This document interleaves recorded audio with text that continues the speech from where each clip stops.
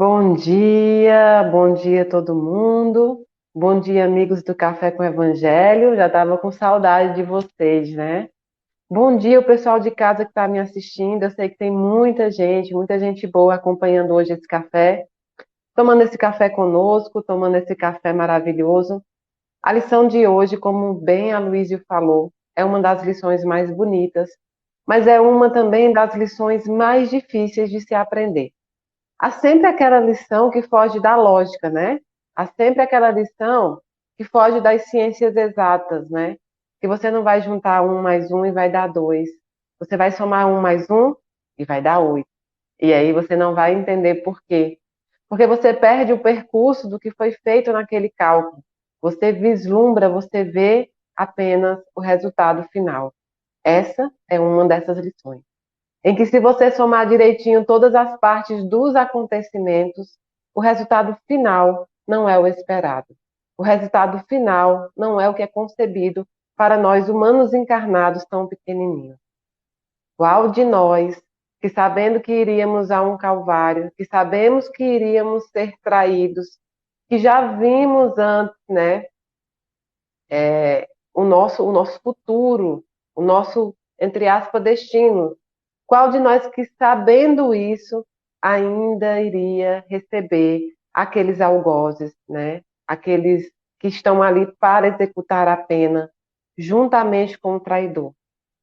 Qual de nós que não iria lutar? Qual de nós que não ia levantar uma massa? Porque Jesus, naquela época, já tinha muitos seguidores e poderia levantar junto com ele uma massa de pessoas a lutar contra aquela prisão e contra aquele destino final, contra aquele caminhada final que Jesus iria fazer.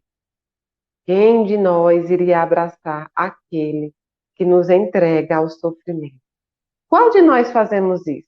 Você faz isso? Será que a Mayra faz isso? Eu abraço aquele que me magoa e eu dou oportunidades até o final para que ele faça o bem? O título é muito bonito. Ensejo ao bem. Ensejar. Dê a oportunidade ao bem. E Jesus deu oportunidade ao bem até o último minuto, quando ele chama Judas de amigo e diz: aqui vem. Ele deu oportunidade a Judas até o último momento. Ele beijou Judas, ele abraçou Judas. E Jesus já sabia tudo que iria acontecer. Mas diferente de nós, Jesus é um sábio. Foi, é e sempre será.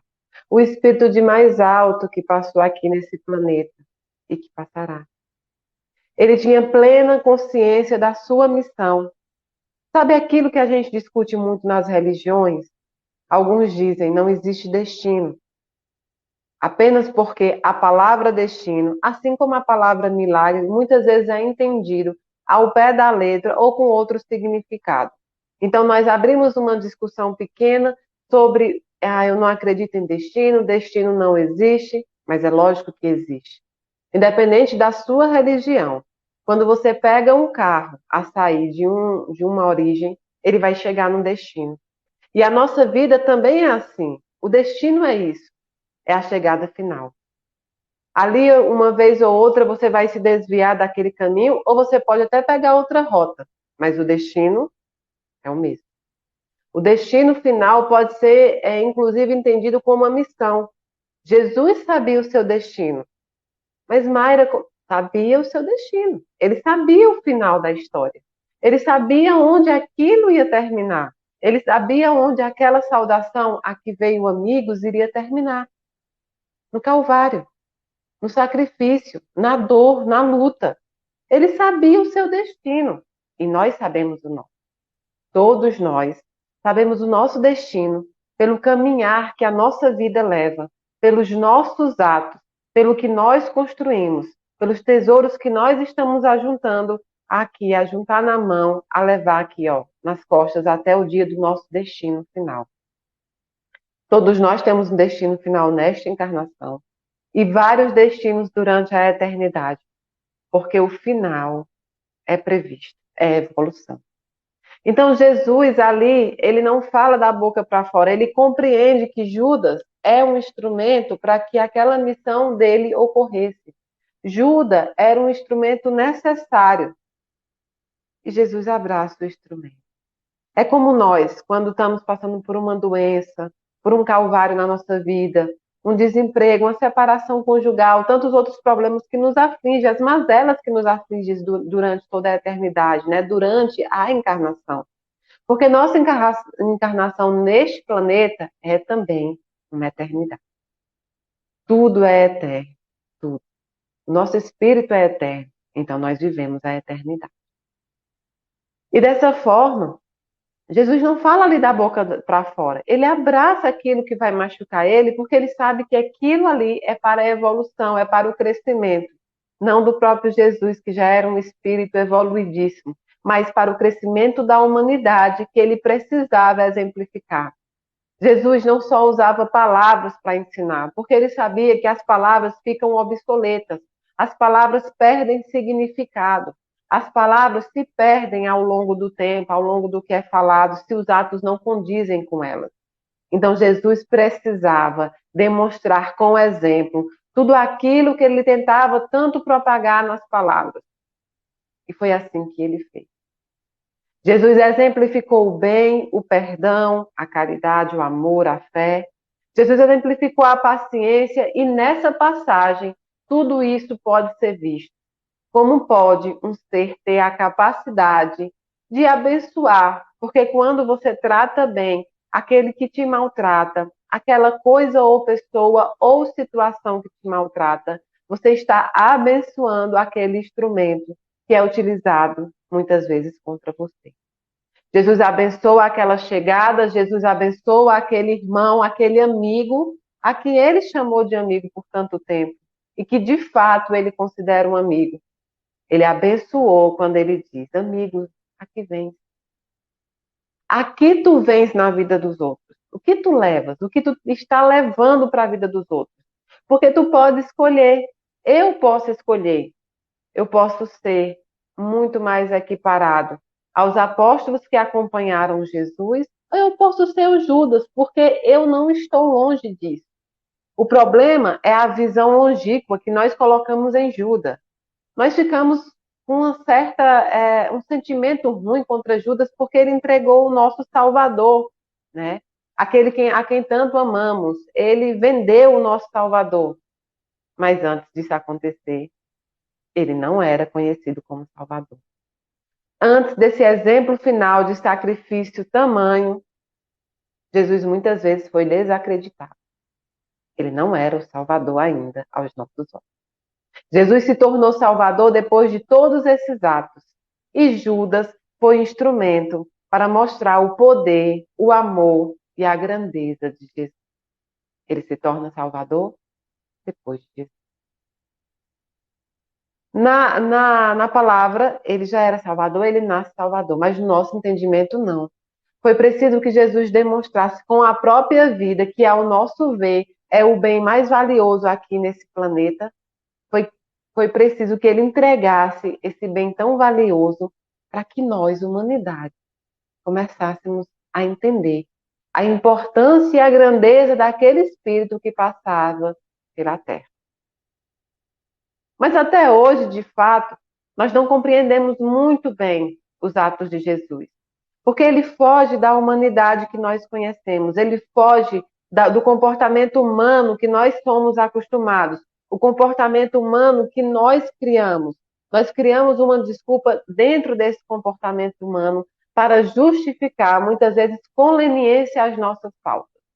Já perceberam que muitas vezes, quando nós não fazemos algo que agrada a Deus ou que agrada aos nossos irmãos, quando nós cometemos a maioria dos nossos erros, a primeira coisa que nós dizemos é: somos humanos.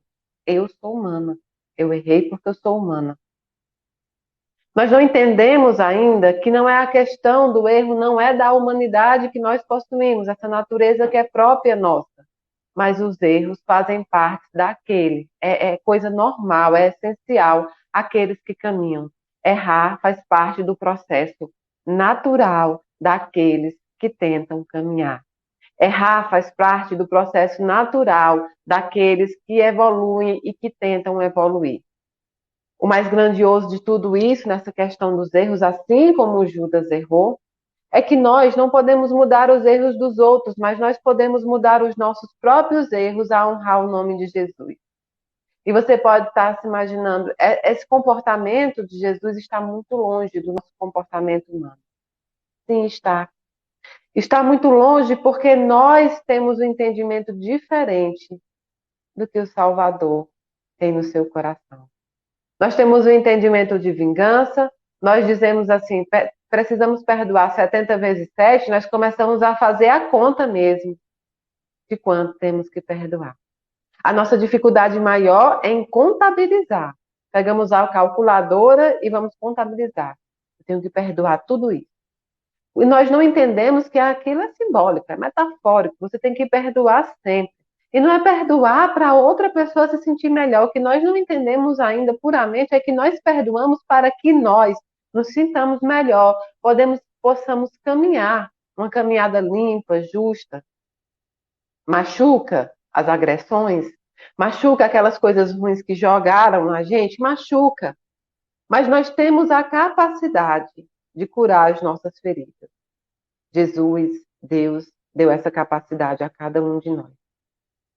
Nós não somos perfeitos como Jesus, mas ele veio na natureza humana aqui no plano para mostrar também que os imperfeitos podem buscar a evolução. Que é justamente os imperfeitos que precisam dessa evolução. Os perfeitos. Os espíritos de primeiro escalão não precisam mais dessa busca incessante por evoluir. Eles buscam, porque faz parte da natureza deles. Mas nós é que precisamos. Então não espere ser um santo, não espere a santificação, não espere que você seja 100% verdadeiro, não espere que você esteja 100% a andar correto para buscar a sua evolução. Erre, caia, levante, abrace, chore, se afaste, ande no seu processo natural de evolução, mas busque a ela. Busque sempre melhorar. Busque a reforma íntima. Busque a reforma do seu ser para que você possa evoluir. O mundo não precisa de perfeitos. Existe um perfeito que está em outro plano. Existiu um ser humano que também era divino, que juntou a humanidade e a divindade numa só pessoa, que passou por esse planeta e ainda assim, naquele momento, no momento em que Jesus passou, ele não foi unânime. Os exemplos dele, as coisas que ele disse, escreveu e fez, os seus atos, as suas intenções, foram propagadas ao longo da humanidade. Mas naquele momento, ele não era unânime. Até hoje, Jesus não é unânime. Até hoje, a divindade não é unânime. Então, por que você espera que você seja? Não é só uma questão de agradar. Ah, Mayra, como a gente fala, se nem Jesus consegue agradar, imagine eu. Está aí o erro. A busca não é por agradar ninguém. A busca é pela evolução. Você não precisa agradar as pessoas. Você precisa ser agradável aos olhos de Deus. O que você precisa fazer por estas pessoas que estão ao seu lado e neste planeta é caminhar. Caminhar com a fé, com a humanidade, com o perdão, com a caridade, mesmo diante dos seus erros. É tão normal ver as pessoas julgando as outras. Quando as pessoas tentam melhorar, as pessoas vêm com julgamento. Por quê? Porque nós buscamos alguém que seja religioso, alguém que busque evolução na forma de perfeição. E está aí o nosso erro. Perfeito ou imperfeito, busque você a sua reforma. Deus conhece os seus erros, Deus conhece os erros da Mayra. Deus conhece o nosso passado, o nosso presente e o nosso futuro. Mas Deus não permanece nos nossos erros.